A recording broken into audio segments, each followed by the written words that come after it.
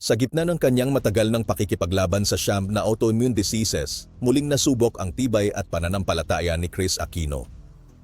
Noong Miyerkules, ang inaakalang simpleng paglalagay ng PITS line ay nauwi sa nanganib ang kanyang sitwasyon at nag-agaw buhay nang biglang tumigil ang paggana ng kanyang baga.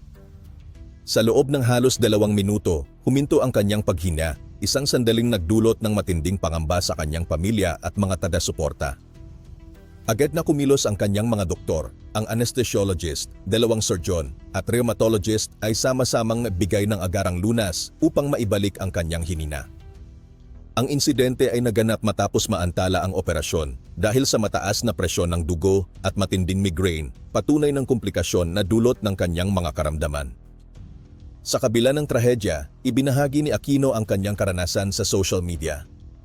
Sa mga larawang inilabas mula sa silid pagpapagaling, makikitang kasama niya ang kanyang mga anak na sina Josh at Bimby, mga sandaling nagbigay ng lakas at pag-asa sa gitna ng pangamba.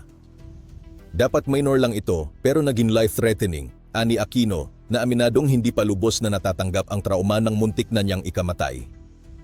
Gayunman, nananatili siyang matatag, nagpapasalamat sa kanyang medical team at patuloy na kumakapit sa pananampalataya.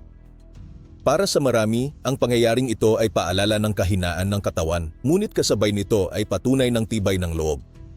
Sa bawat pagsubok, muling ipinapakita ni Kris Aquino na ang tunay na lakas ay nagmumula sa pamilya, sa pananalig at sa walang sawang suporta ng sambayanan.